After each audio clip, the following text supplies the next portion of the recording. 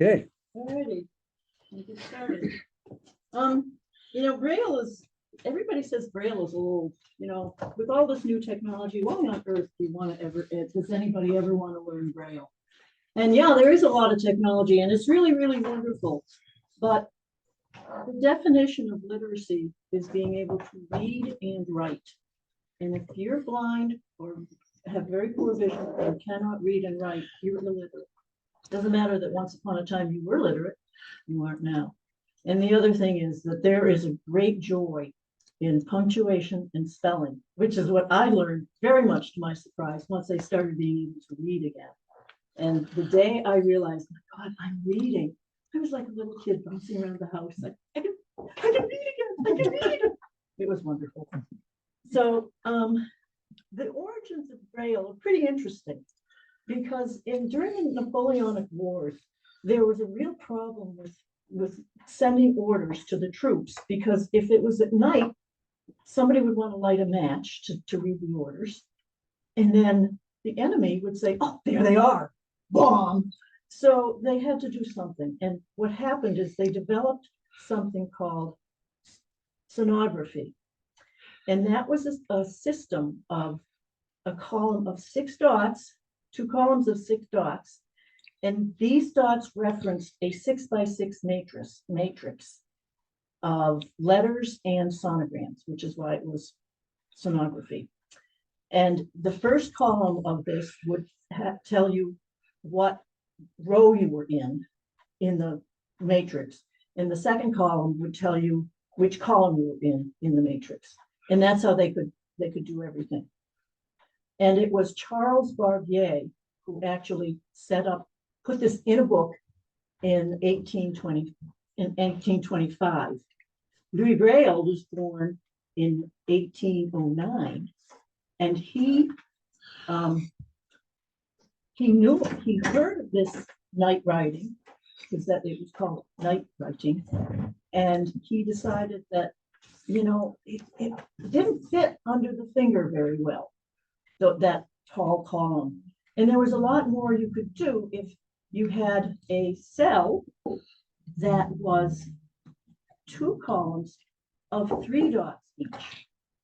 And I have this little thing here that will show you exactly what a full Braille cell looks like. And this is a flight folder. When you go wine tasting. Well, when I was there wine tasting, I said, oh my God, that's a Braille cell. So this is what a full Braille cell looks like. And instead of 12, it's just these. Underneath the finger, it fits very, very nicely. It fits under the pad of the finger, not close to the joint, but not at the tip either. So the Braille, wait a second, I got my head of myself. Nope, I said everything there. So, yes. And this is where you guys get something. Let's see. Well, here. And just get them all around and let me have the rest.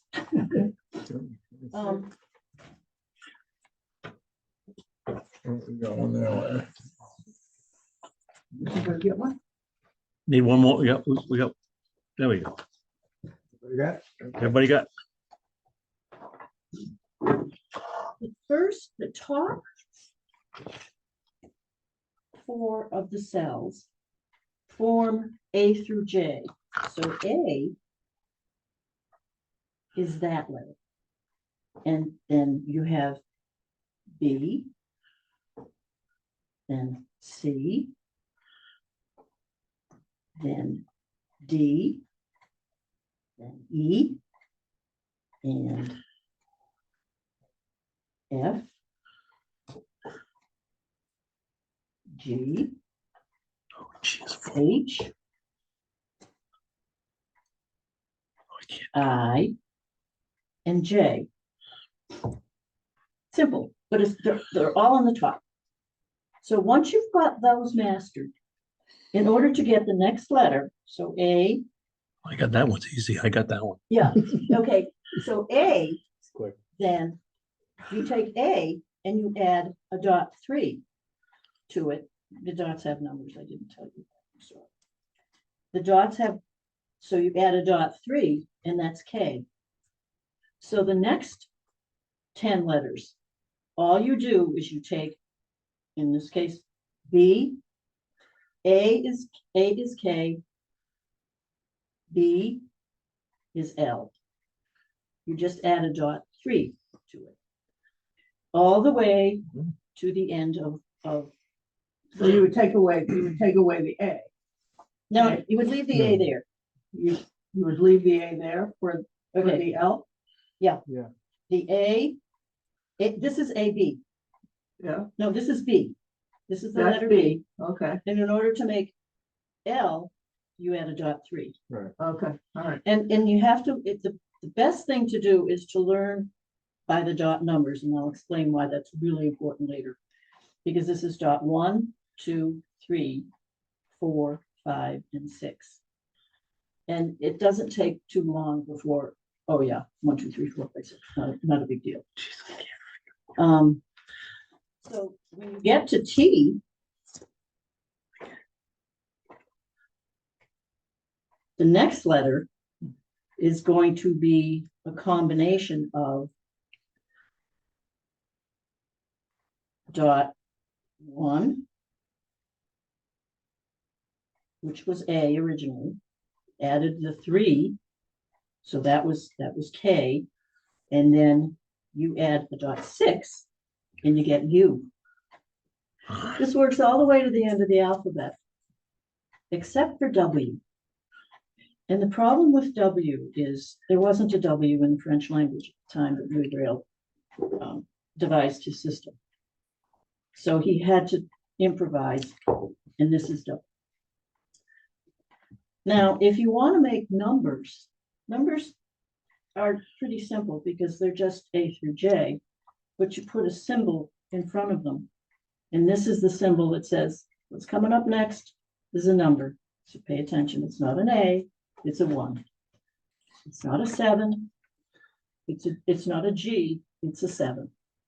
So that's another thing that it doesn't take too long to figure out. The other thing is that you have to have, like I said, punctuation. This is a question mark. Jeez. The whole thing is question. Yeah, okay. This is a oh damn, it's being recorded. I can't say what I want to say. This is an exclamation mark. Oh no, it isn't. Wait a second. Yes, that's an exclamation mark. This is a period. So there's a lot more punctuation, but these are the basics that they get you started. And then you got all sorts of special characters that it takes a little bit of learning, but the sensitivity of your fingers is no big deal. It comes, unless, of course, like if you're diabetic, you may have peripheral neuropathy, and that can be a problem, but you got 10 fingers. So you can always find some part of your hand. I know somebody who reads Braille with his thumb and his index finger, different hands, thumb and index finger. So that's how the alphabet goes. Now, that's kind of limited because you'd have, obviously, Braille takes up a lot of room. This is one book. That is this book. Oh, wow. Yeah. So you gotta have, and actually this book is in what's called contracted Braille. So there's a lot of things you can do to say, okay, instead of writing out THE, let me see, I gotta look at this.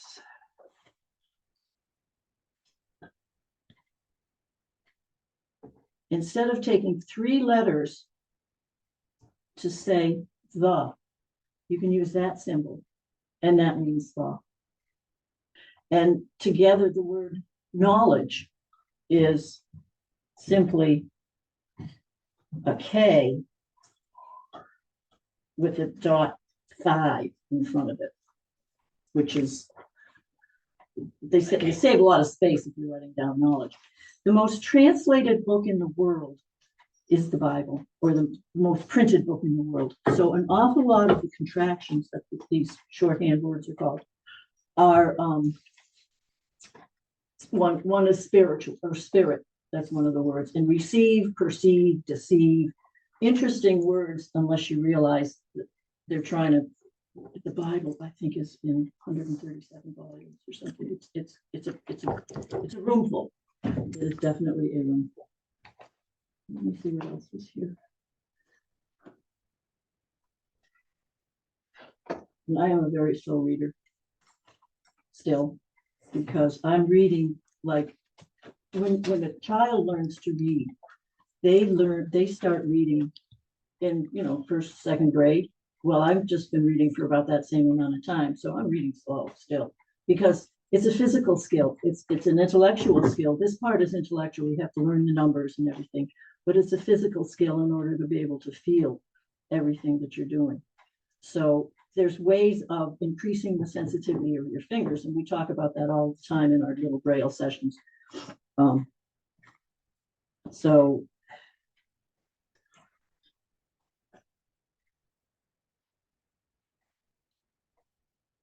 okay, so you read it with your fingertips, not the tips. Actually, I need to have a piece of Braille so I can really show it properly. Not the tips and not the total flat, but it's sort of a curvy thing. So it's just right here. And you read it. It doesn't matter which finger you read it with. And a good Braille reader, a very efficient Braille reader, will read it with both hands. And they'll read the line, and then when they get midline, they'll drop this hand down so that it gets to the next line, and this hand finishes up, and then they go on reading. And it's like, wow, not me, not yet. I'm still a very slow reader. Like, the boy went down. Look, Sally, look, Jane.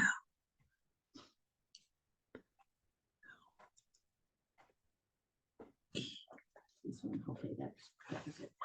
Now, Braille, it can be written on paper, and I have examples of how you write Braille. Whoops, that's my notes. That would not work. No, that's the wrong one too. No, this is special paper. Okay. Braille paper is heavier than normal, and this is industrial strength Braille paper, which is more. It's probably 80 weight. And I use 60 weight because I'm doing this by hand. So a slate and stylus, and this is what they are. You can pass that around so everybody can see it. Here's a different kind. They come in all shapes and sizes. This is another one. It's larger. This is another one. The one I've got right here is one I typically use. It's you load your paper in there, and this is why it's important to learn Braille by the numbers, because I am writing. Here, this is a stylus.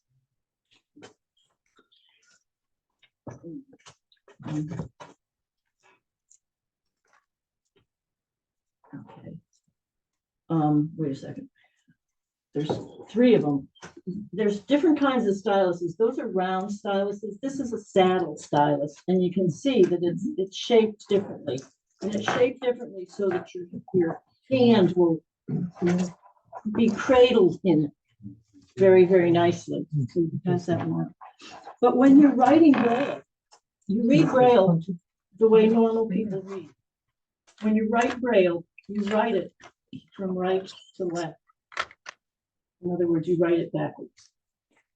So if you know the numbers, you start numbering from the right when you're writing something.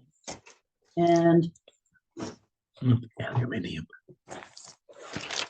What's the reason for that? Linda? because when I write something,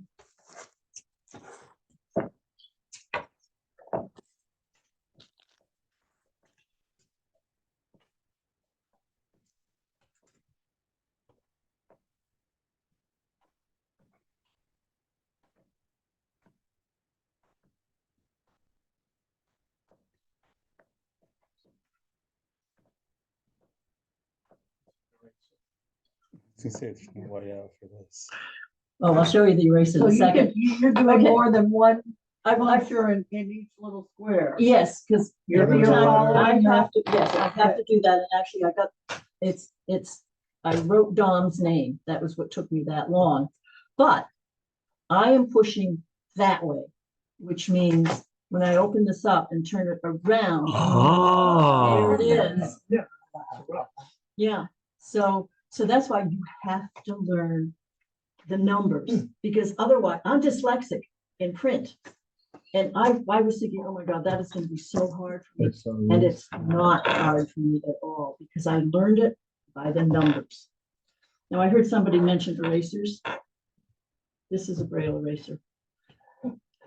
And all it does is you take it and you go straight down on whatever thing you want to get rid of.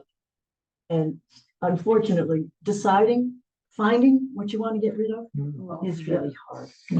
So, but the slate and stylus, I find this very, very interesting. The slate and stylus is not taught normally immediately to children when they're learning. They get a Perkins Brailler is a old piece of equipment. I think it was 1952 that the Perkins Brailler itself was designed.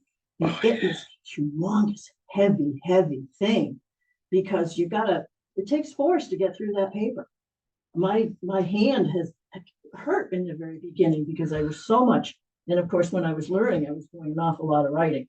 But I had one of the first things I did when I had a Perkins Brailler is I strained my wrist, and it was like, I was trying to do one of the, and it was like, wow, that was awesome. So what a Perkins Brailler, well, let me finish with the Perkins Brailler. It's basically, it's a typewriter to Braille. And instead of punching individual dots, it's a hazardous, instead of punching, when I wrote that, I had to do the T, and then do the R, and then do the A, and the L, and then I. So instead of doing that, it punches everything for that one cell at a time. And then it moves on to the next cell. And then it moves on to the next cell. And then it moves on to the next cell. So it's one effort, because you press down, I would press down all these guys at the same time. And I'll show you what a Perkins Brailler looks like, because now we can enter our data in digital Braille devices. And this is just an e-reader. This reads things, but it has input so that I can talk to it, basically. So these are the cells, and this is what a Perkins Brailler looks like. The keys on a Perkins Brailler are set up like this. This is a space key. This is dot. Let's see. Yes. This is dot 1, 2, and 3, 4, 5, and 6, 7, and 8. I know.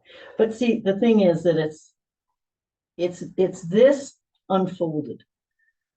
So that if I had these, it's like that. Oh. Okay. So that's how you can think about it. And actually on an iPhone, they have a accessibility feature where you can actually enter Braille in as if you were using it as a Perkins Braille. So this does allow me to talk to it, but this is only so I could give it commands. And this is from the Library of Congress. This is your tax dollars at work. Because of this, I can read books again. And I thank you all very, very much for that, because this has made my life marvelous. Learning to read Braille has made as big a difference for me as getting a guide dog did, because as far as the impact in my life, just unbelievable. So I would turn this thing on, except it's not very cooperative sometimes. It's government issue. So I went out and I bought my own.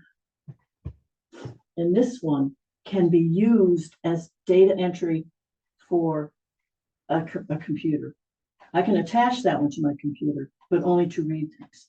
I can attach this one to my computer to do data entry, to read things, to go online to the internet and everything. And whoopsie, I had it upside down. This one is gorgeous. This one is 40 cells. That one is 20 cells. Most Braille lines are no more than 40 cells long. So I can read any book like that as if it were, I would just be reading it line by line by line. But you can see, I still have the same Braille keys here. However, the space bars are down there. But this is a joy. Although this was very expensive too. Can you show us how you read with So does it read the text and put the Braille on the Yes. cells? Okay. Yeah, I don't have any books in this one, but I can show you how I read. Oh, so you like download the books and that's like a Kindle, kind of like. Exactly. This one has a little flashcard in it. And I've got 3 books on this. Oh yeah, that's the other thing too. That's what I'm gonna make sure you're aware of. This is one book. I can have a library in this, or this one's even got more capacity because it's bits and bytes.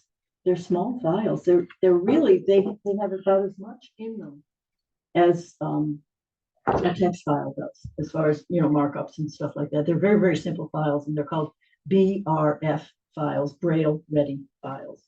So that's what the Library of Congress does. They have this whole section where they've got books that have been transcribed, and that's the word we use, into Braille, and then I can download it from the internet, or I can get it on cartridge from the NLS. They do that for people who don't have a computer, because an awful lot of blind people are not as well off as I am, so that they would have that. But as far as reading something go, oh, you wanted to see how this goes. Well, let's see if this will turn on.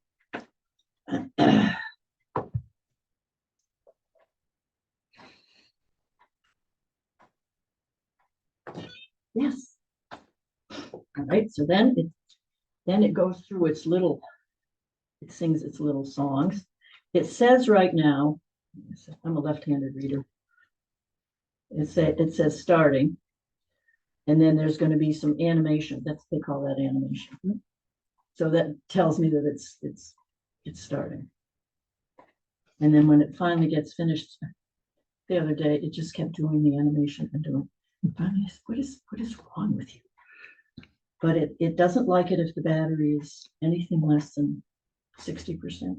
Oh, 75, 85, 84% the last time. So either it's reporting the battery wrong, or it's got a hell of a self-discharge rate. Okay, so now it's almost ready. Now it says, okay, beep, beep. And it says, what do you want to do now? And it's in Book Reader. It's got several different options that I can go to. Most of them are just for setting it up. But I have a book already in progress, Harry Potter. So what I can do is say, okay, to show me that book.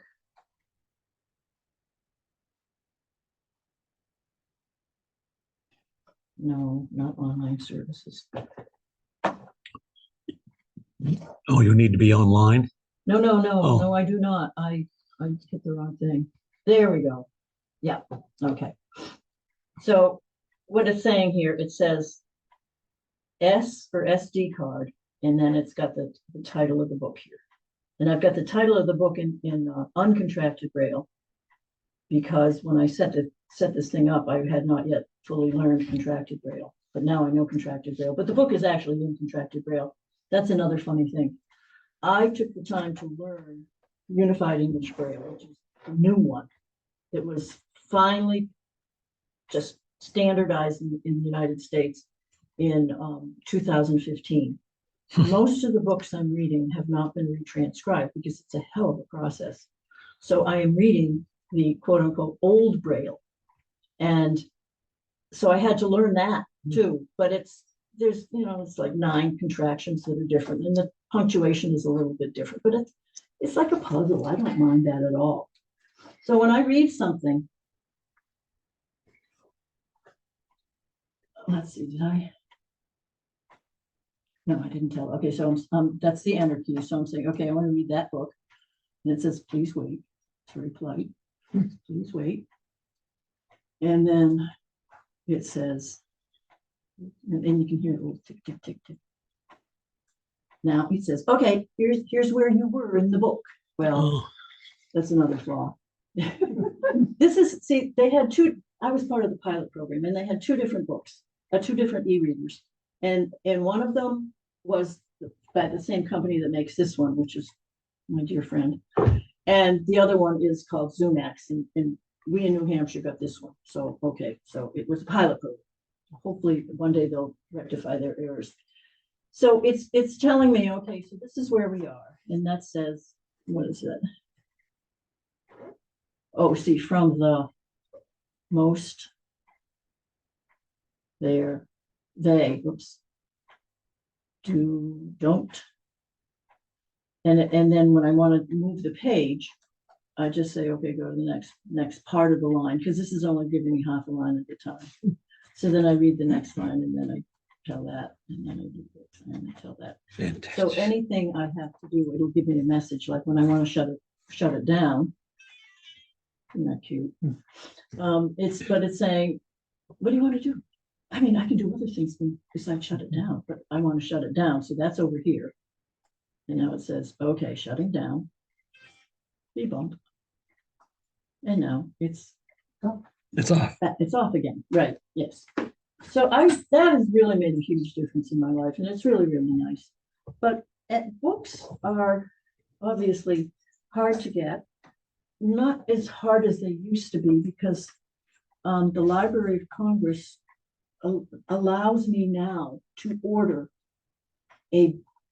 5 physical books if I want a month.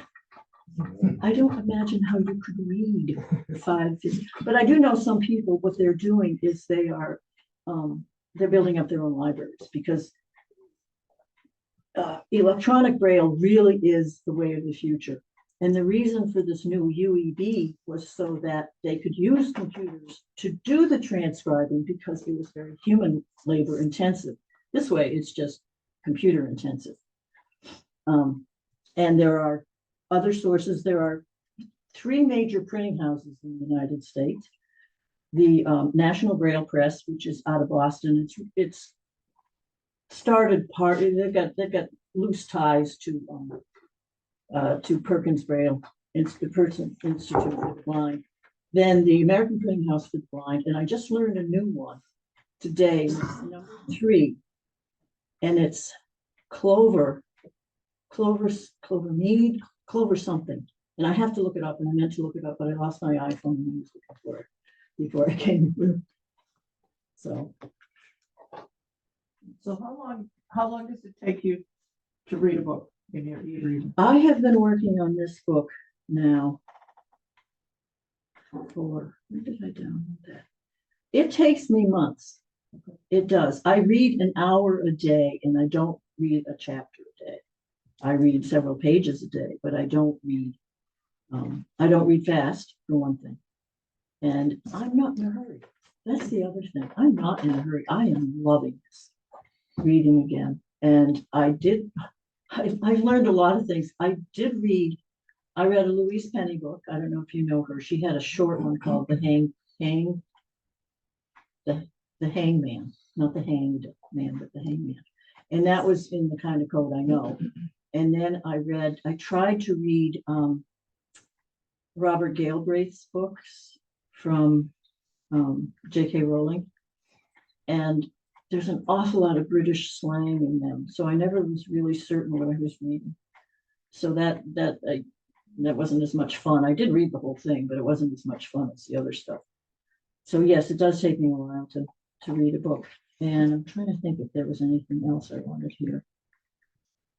So another question, you get these books from the Library of Congress and you have to return them? Not this one. Oh, okay. No, because they no longer want to send out books and bring them back. Okay. Because for one thing, people touch them, and the other thing is that the Braille wears down after a lot of reading. You know, that's another reason for this Braille is very heavy. Oh yeah, that's one of the things I wanted to do is you can feel these are some lessons. These are lesson books for Braille, and I'm involved with a course an organization in California that is providing these are learn at home, it's a correspondence course. And actually, that's how I learned Braille, it's through correspondence. Because with this one though, you can have a teacher via the phone. So where do you start this way with the Dots, maybe. The in the front of the book, in the upper left-hand corner, if you've got the book oriented properly, in the front of the right up here. Okay, you don't have it oriented. Right. There it is. There's there in the upper. That's left, right? Yeah. Okay. The upper left-hand corner. There's going to be something that you can feel when you got the book oriented properly. Okay. And then once you do it, you can just open it up and then you And can, then you are- then, okay, then you're all right. set. Yeah, 'cause it doesn't Okay. change. Now is the on both time sides. for all good men to come to the aid of their party. Yeah.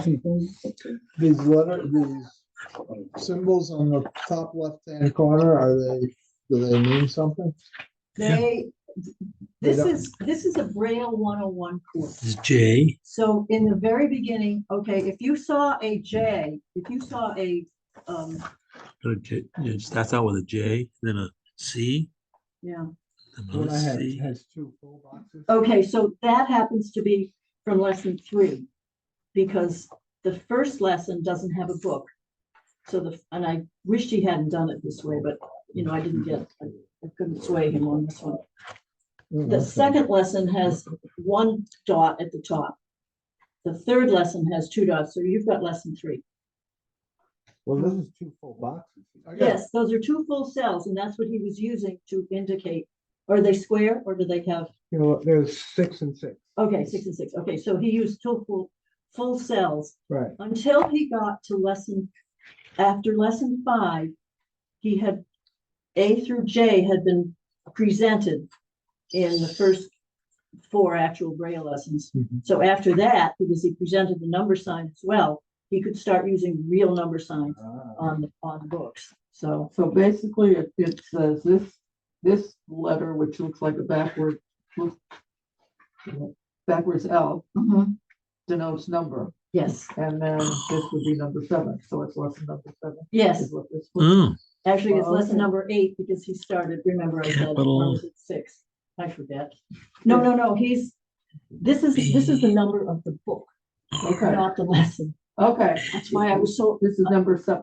yeah, so Book it's 7. book 7. Okay, You're definitely right about what it Can we is. do It's that? 7, but You know what that is? lesson it corresponds with, and it's That's like, wish you Braille. hadn't done that. B. And unfortunately, I'm involved in L, L, these A. creation of these Braille. courses now. I'm gonna be doing one on. I couldn't figure out what this one was. 103.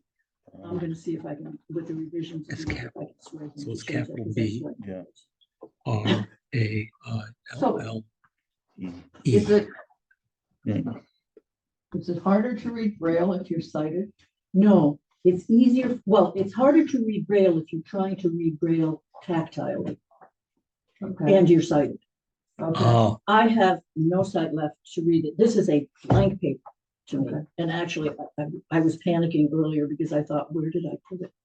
Where did I put my notes? Because I have all this other paper around. Where are my notes? I don't know. But I had put a clip on them. And wherever that is, very good. so- Wow, very good, Linda. Let me stick it in this thing. okay. So I had no trouble reading Braille, but if you have some sight, I mean, why not? I used to send my lessons in, and the instructor said, no, just take a picture of it. So you don't have to send it through the mail, just take a picture of it. And I thought, what? So I made sure that there was light, so that she Yeah. could actually, but you can read Braille. That's the thing. To me, if I had little kids, I'd be saying, look, here's a secret code. Because you don't have to read it tactilely. You can read it visually. And you can do a lot of the transcribers of Braille are visual. They're people who they still have a lot of sight. They just happen to understand that how wonderful it is that, that they can do this for other people. So, the Library of Congress has a program through the National Federation of the Blind to certify transcribers and proofreaders and all of that kind of stuff, teachers. So, yeah, but the Library of Congress is the ultimate go-to for reading Braille and everything. So anybody, I think that, Linda, Yeah. since you're a musician, have they worked on anything for music? yes, That's terrible.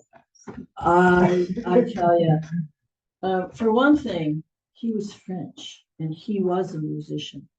So he did his music based upon the solfege system. Now, you know what that means. But for the rest of you, if you don't know what that means, that's do, re, mi, fa, sol, la, ti, do. And what's cool about it is that it doesn't matter what octave you're in. It's always going to be do, re, mi, fa, sol, la, ti, do in the majors. But middle C, it should never be the letter D. It just distresses me. And then the other thing is that it is an entire other system from this. Oh. You indicate with extra dots like underneath, whether or not it's a quaver, an eighth note. Oh. With cool. other, That's other fine. dots, and Yeah. it's just like, no, I can still, because you still have to learn your music by heart anyway, and you've got to learn it hand by hand while thinking piano, and that's Yeah. what I have to do now. I have to learn, Right. the melody line and the bass line, and this hand and that, and so it's like I'm not going to bother. Besides, this is challenging enough for now, and I'm old. Oh, no, you're not. Jeez. Yeah. Thank you, Linda. You're welcome. You did a fantastic.